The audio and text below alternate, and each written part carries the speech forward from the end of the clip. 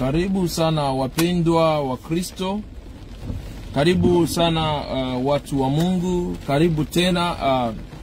Leo ni Evangeliste Baleke tena ambaye niko hapa. Nataka kumshukuru Mungu kwa kuweza kutupatia asubuhi njema tena ya baraka yenye mvua, na mvua tayari ni baraka. Leo tuko katika mvua kabisa, tunaendelea kuenjoy mvua, na najua mvua ni mojawapo ya baraka ambazo Mungu alitupatia. So kwa hivyo ningependa kukaribisha tena kwenye hii session ama mafundisho yetu ya leo ambayo ni muda kidogo tu, dakika kidogo na Mungu. Kuna jambo kidogo ambalo ningetaka leo tuweze kuzungumzia. Ni jambo ambalo linaweza kuwa ni jambo la kawaida, lakini leo, asubuhi ya leo, ambayo kama vile mnaona mvua ni nyingi leo, lakini mvua haiwezi tuziwia tusikose kuzungumza maneno ya Mungu. So kwa hivyo ningependa tu kukaribisha mtazamaji, ningependa kukuambia karibu tena kwenye session yetu ya asubuhi ambayo huwa tunazungumzia kila mara. Na Mungu ametupatia neema ili tuweze kuzungumza wakati wowote ule ambao tunaweza kupata, maana kila mahali tunaweza kuongea neno la Mungu, kila mahali tunaweza kutoa neno la Mungu, mahali kote tunaweza toa neno la Mungu. Na ndio sababu ningependa kukaribisha, nipende kukuambia kwamba jisikie huru. Na katika kujisikia huru, ningependa leo tuweze kuzungumza jambo fulani, na jambo ambalo ninakwenda kuliongea ni jambo la katika kitabu cha kumbukumbu la Torati, that is Deuteronomy chapter 5 33. Deuteronome chapitre 5 verset 33. Na pia ukitaka kusoma ingine katika hiyo hali, utaangalia tena Zaburi 119 mstari wake wa 105 ama 105. So tunataka kuangalia jinsi gani Mungu jinsi gani unaweza kutembea na Mungu. Ndio jambo ambalo ninaliongelea leo, kutembea na Mungu. Unaona, tukiangalia mifano mizuri, Biblia inasema hapa katika kitabu cha Deuteronomy, nitasoma, inaandikwa kwa Kiingereza, inaandikwa, you shall walk in the way, in all the way that the Lord your God has commanded you, that you may live, and that it may go well with you, and that you may live longer in the land that you shall possess. Hallelujah. So nataka kuongea hivi ya kwamba katika kila hali ya maisha lazima uweze kutembea na Mungu. Na ndio sababu hapa, your word is lamp on my feet. Hallelujah. Najua najaribu kuongea haraka kwa sababu kuna mvua nyingi sana. Kuna mvua nyingi ambayo ni baraka nyingi, tunaziona kabisa, mvua ni nyingi sana. Na kwa hivyo katika hii hali ya hivi, tunamshukuru Mungu, tunambariki Mungu, tunamtukuza Mungu katika hii hali. Biblia inasema katika kitabu cha Zaburi 119 mstari wa 100 ama 105. Neno linasema ya kwamba taa yako ni mwanga wa miguu yangu. Mwanga wa miguu yangu. Yaani wakati ambapo unapaswa kutembea na Yesu, unapaswa kuwa na wakati ambapo kila mara utembee na Kristo, kila mara utembee na Yesu, kila wakati kumbuka kutembea na Yesu. Wakati ambapo tunatoka hapa tunaelekea makazini na tunarudia kutoka makazini, inabidi utembee na Kristo. Wakati ambapo unatembea na Kristo, baraka za Mungu zinafuatana na wewe, baraka za Mungu zinaambatana na wewe. Ndio sababu ningependa kuambia ndugu mtazamaji, ndugu mpendwa, je, unatembea na Mungu? Kumbuka wana wa Israeli walipokuwa wakivuka jangwa, wakitoka Misri, walitembea na Mungu. Na ndio sababu walikuwa wanaona kwamba wakati ambao wanataka kwenda peke yao, waliangalia hali wakasema, hatutaenda peke yetu, hatuweza kwenda peke yetu. Unaona, hatuwezi toka hapa kama haujaenda nasi. Na ndio sababu nakuta kwamba inakuwa ngumu. Wakati wowote utafanya jambo, wakati wote utachukua hatua, usafiri katika kila njia, ambia Mungu, sitatoka hapa, sitaondoka usipoenda nami. Siwezi kuondoka hapa usipoondoka nami. Kumbuka, katika hii hali lazima uweze kuondoka na Kristo. Kristo yuko hapa kwa ajili ya kuondoka na wewe. So kwa hivyo ningependa kukuambia, tuko katika mawimbi, tuko katika mvua nyingi, warning kubwa ya thunderstorm. Hii yote ni hali ambayo tunapitia ndani. Lakini nataka kuambia kwamba hautaondoka. Usiondoke bila kumwambia Kristo. Ambia Kristo, enda pamoja nasi. Haleluya. Ambia Kristo, sitaondoka, kama vile wana wa Israeli walisema. Wana wa Israeli walisema, Bwana, sitaondoka. Wakasema, Mungu, Bwana wetu Yesu, hatutaondoka. Kuondoka kwetu hapa ni kumaanisha kwamba wakati ambapo tasema kwamba tunaenda, na ndio wakati tutaamuka tutaondoka. Ndio sababu nataka kuambia hivi, ndugu mtazamaji ambaye anatufuata, usiondoke bila Kristo. Usiondoke mahali bila Kristo. Mahali kote ambapo taingia, usiondoke bila Kristo. Acha Kristo awe pamoja nawe. Wana wa Israeli wakasema, hatutaondoka usipoenda nasi. Je, swali langu ni kwamba kila wakati ambapo unapoondoka, unapotembea, unafikiria, je, unampatia Mungu step za kwanza kumwambia kwamba, Mungu, nataka uondoke pamoja nami. Je, unaondoka pamoja na Kristo? Hili ni swali ambayo niko na kuuliza. Je, unachukua hatua ya kuondoka na Kristo? Wakati ambapo unatoka, unafunga safari, unatembea, unaingia kazini, unatembelea gari, unafanya kila kitu, unatembea hata kwa mguu. Nimesikia ushuhuda mmoja hivi, mke wangu alikuwa ananiambia kwamba kuna mtu alienda akakuta watu wanatembea kwenye sidewalk. Familia inatembea kwenye sidewalk. Akakuja na gari na akawafuata na gari na akawagonga na gari, wote wakiwa pamoja. Unaona? Aliwaangusha wote, aliwagonga na wote akawaua. Ukabaki mtoto mmoja peke yake, mdogo wa miaka 9, ndio alibakia. Unaona? So kwa hivyo nataka kukuambia hivi, ndugu mtazamaji, nataka kukuambia, je, wakati unapoondoka, wakati unapotoka nyumbani, wakati unapoenda mahali kote, ukienda shuleni, ukienda kote kwenye unaenda, je, wewe unaondoka na Kristo? Je, unaondoka na Yesu Kristo? Unamwambia Mungu, nitangulie katika safari hii, katika kuondoka kwangu. Maana uwe na gari, usiwe na gari, bado gari inaweza kukuja na kufuata kwenye iko, inakuua. Kama hiyo familia ambayo mtu alikuja na gari, akakuja akawagonga hapo Ontario, hapo London, Ontario, hapa Canada. Akakuja na akawakanyaga na gari na akawagonga. Nataka kuuliza swali, je, wewe wakati unaamuka, unaingia katika barabara, unaingia katika shughuli zako, je, unatembea na Kristo?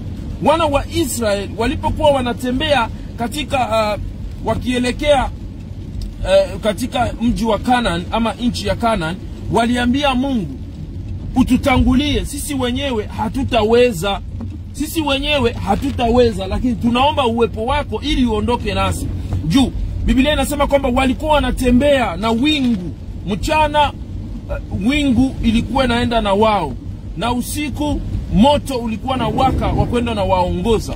Sasa unaona, kwa sababu walikuwa wanamwambia Mungu aende nao. Sasa wewe sijui namna gani, je, unaenda na Kristo? Je, wakati unapoamka, ukichukua step zako za kwenda, unamwambia Mungu, enda pamoja nami? Hili ni swali ambalo nataka kukumbusha. Sijui ikiwa wewe unatembea na Kristo asubuhi yote, sijui kama unatembea na Kristo.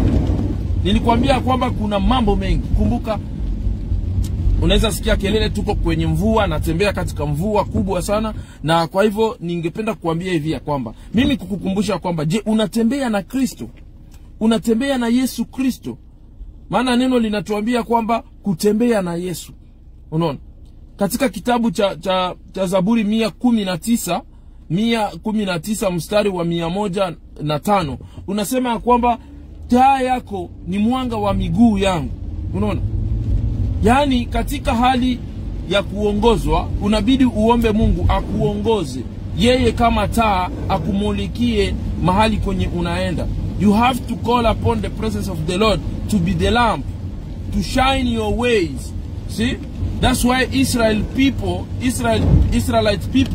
they were like, before they move from where they used to be, in the desert, before they take any step, they had to call upon the presence of the Lord. And they said, we can't move.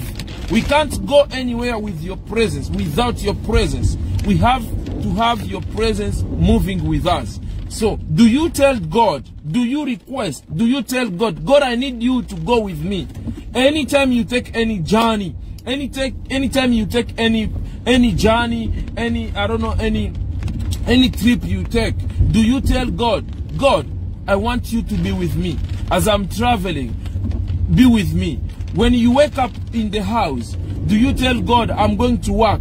Be with me.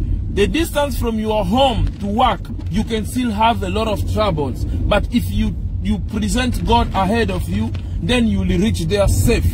And that's why I'm saying, you have every day to trust in the Lord. Hallelujah. Na ndio sababu ninasema kwamba wakati ambapo namtegemea Mungu, wakati ambapo namtia Mungu katika mambo yako, katika safari zako, katika njia yako, Mungu atakuwa Mungu na atabakia kuwa Mungu kwa wakati wowote ule. Unaona? Ndio sababu wana wa Israeli walikuwa na hekima na walikuwa na akili. Walijua kwamba tukianza safari hizi bila Mungu hatutaweza. Lazima tuambie Mungu, tunapoenda, enda nasi Bwana. Sijui katika maisha, sijui kama na wewe imefika kiwango ambao umefika kwa level. Unajua hiyo ni kukomaa kiroho. Kuambia Mungu akutangulie ni kukomaa kiroho. Kama haujakomaa kiroho, hauwezi kumwambia Mungu akutangulie.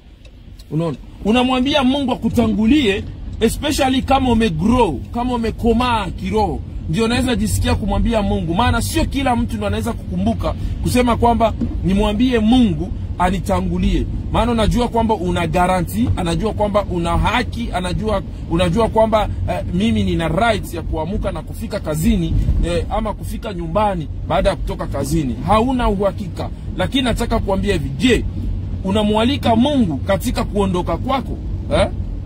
Kuondoka kwako, je, unamwambia Mungu naondoka? Unamwambia Mungu naondoka, Baba ninaondoka sasa, ninaondoka kwenda nyumbani ama ninaondoka kwenda kazini, nitangulie.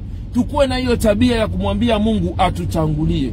Ndio sababu unakuta kwamba wana wa Israeli walipokuwa wanaenda, hawakuwa wanafanya hatua zao. Walikuwa wanafanya mbele wafanye hatua, walikuwa wanamwambia Mungu tutangulie. Na ndio sababu Mungu alikuwa anatuma lile wingu liwatangulie. Unaona? Na usiku moto pia ulikuwa na kuja pale inawaongoza. So kwa hivyo ningependa kukuambia ndugu mpendwa ya kwamba tegemea Mungu katika kila hali, step zako zote. Asubuhi ya baraka, asubuhi ya ushindi, asubuhi ambayo imekuwa asubuhi. Leo namshukuru Mungu kwa sababu nimemaliza kazi yangu leo. Tangu niliingia usiku, saa hii ni asubuhi na mvua nyingi kama kawaida. Kumbuka mvua ni part of the blessings. Yani mvua ni baraka. Mvua ni baraka. So kwa hivyo ningependa tukuambia kwamba mvua ni baraka. Na hizi baraka tumezipata leo ni kwa sababu Mungu aliona kwamba tupate mvua leo. Unaona? So kwa hivyo ningependa kukuambia kwamba kama vile nilikuwa nazungumzia, nimesema hivi ya kwamba je, unatembea na Kristo? Je, unatembea na Mungu? Wakati ambapo unatoka nyumbani unajielekeza kazini, unatoka na Mungu, unatoka na Kristo. Nimekuambia mfano mzuri wa watu ambao jamii ilikuwa natembea, baba, mama na watoto na mama wao huko London, Ontario. Mtu akakuja na gari akawagonga wote wakiwa tu kwa cab hapo kwa walking kwa sidewalk.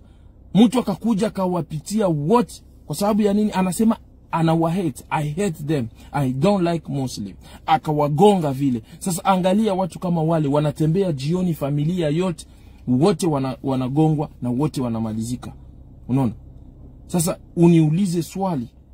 Je, ikiwa haukutoka katika nyumba, haukumuomba Mungu, haukumwambia Mungu akutangulie, haukuambia Mungu Bwana nitangulie, Baba nitangulie, je, unaingia wapi?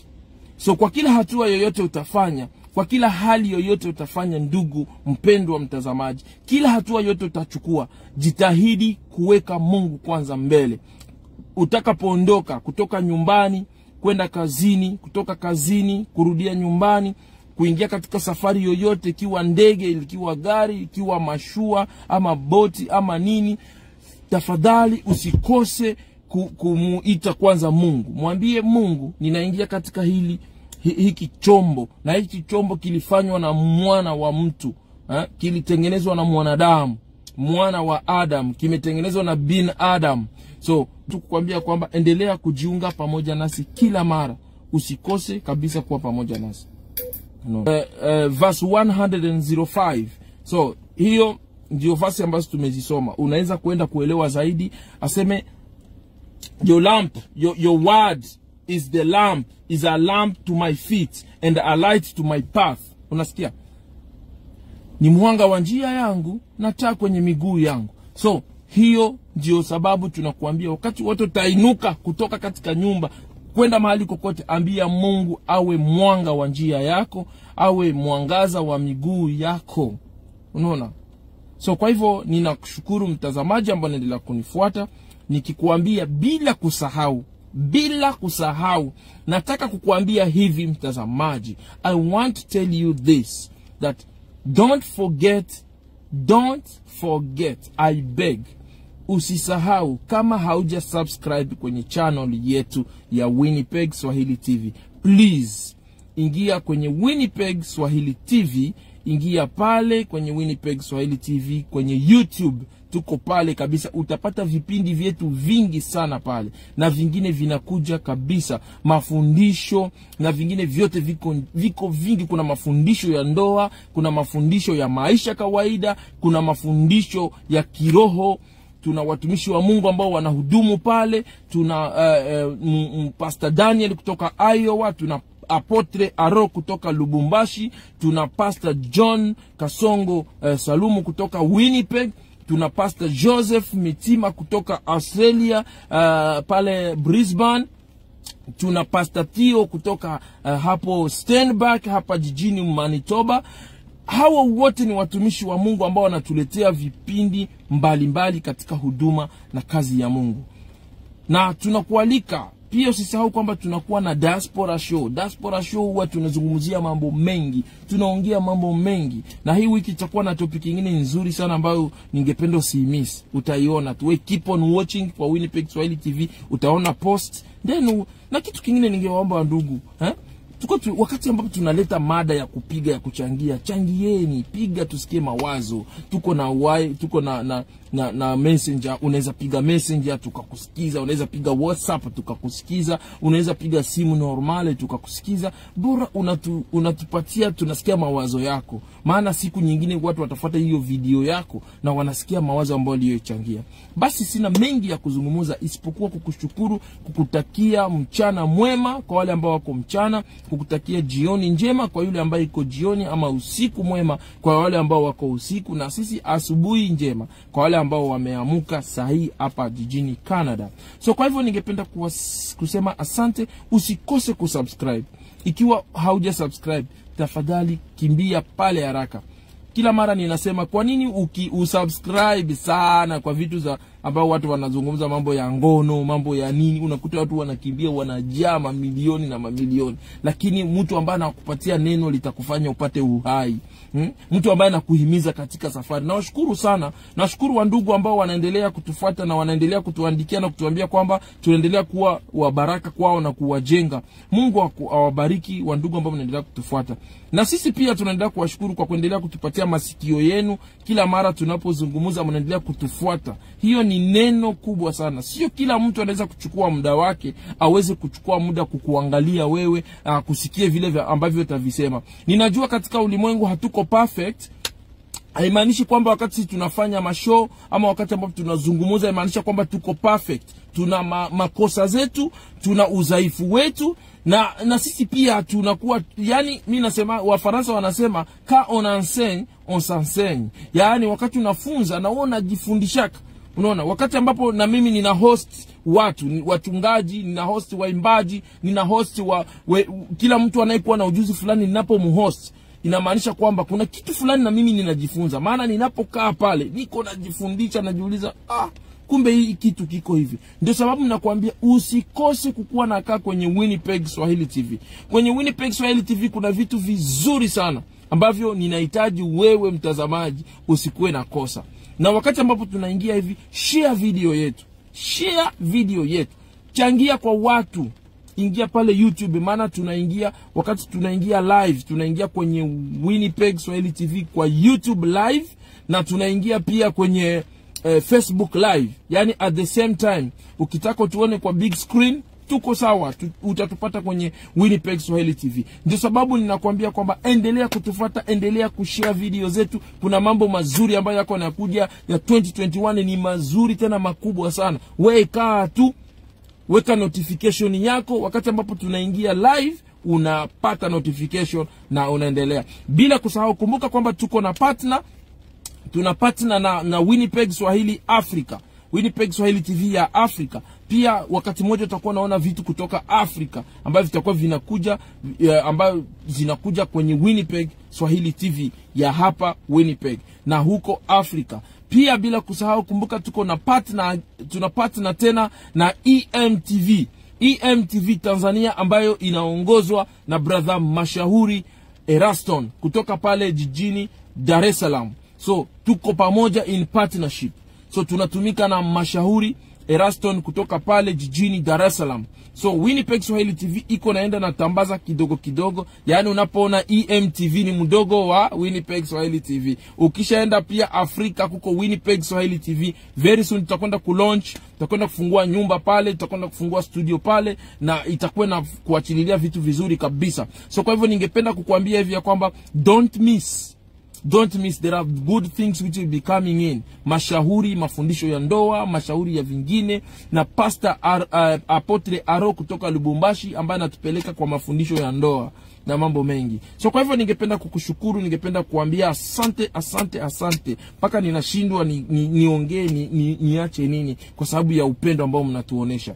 Kama hauja subscribe, please kimbia wende subscribe kwenye YouTube yetu account Winnipeg Swahili TV. Utaona logo ya yellow na black iko Winnipeg Swahili TV. Uta click pale, una subscribe na unaweka notification ili wakati wote ambao tutakuwa tunaingia na vipindi uko tayari. Na pia tunataka kuambia kwamba tunakukaribisha pia. Nashukuru sana, kuna watu ambao wametuita wanatuambia kwamba wanataka kufanya program kwenye Winnipeg Swahili TV kutetea haki za watu fulani. So get tuned.